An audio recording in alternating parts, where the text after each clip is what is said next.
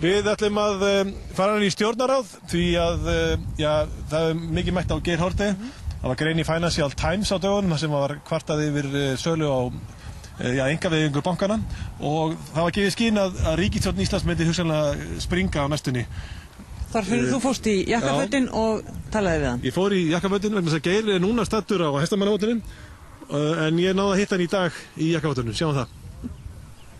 Þetta nú bara einhver grein sem einhver maður birtir sem telur sig þekki eitthvað til hér sem ég sé raun og veru enga ástæðu til þess að tjá mig Það birtast greinar Ísland og íslenska stjórnmálaástandið, efnahagsástandið á hverjum einasta degi út heim og þessi maður á rétt á sínum skoðunum. Ég reyndar ósammála mörgu af því sem hann segir en þetta sem hann segir stjórnarslit eða ástandið á stjórnarheimilinu rein vitleysa. Alveg eins og formaður Samfylkingarinnar hefur skýrt tekið fram á öðrum vettvangi. Þannig að ég pæli ekki meir í því.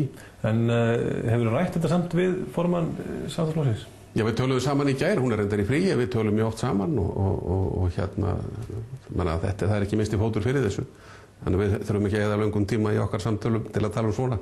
Þú talandi bankana og kannski aftur að greinin í Financial Times, þar var talað það að það hefði ekki verið nógu vel staðið að einkavæðingu bankana á sínum tíma. Já, það bara einhver pólitísk skoðun þessa manns sem skrifar þessa grein og ég auðvitað ekkert sammála því. Þetta nú virt blað? Já, þetta maðurinn að skrifa þessa grein í eigin nafni og verður að standa fyrir því sjálfur.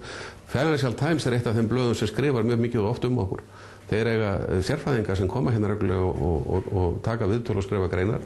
Yfirleitt mjög góðar og svona balanseraða greinar. Taka tillit til margra sjónarmiða en það þá á ábyrgð blaðsins en svona þetta bara eins og hvernig aðstæðand grein hérna í DFF eða einhverju slíku blaði.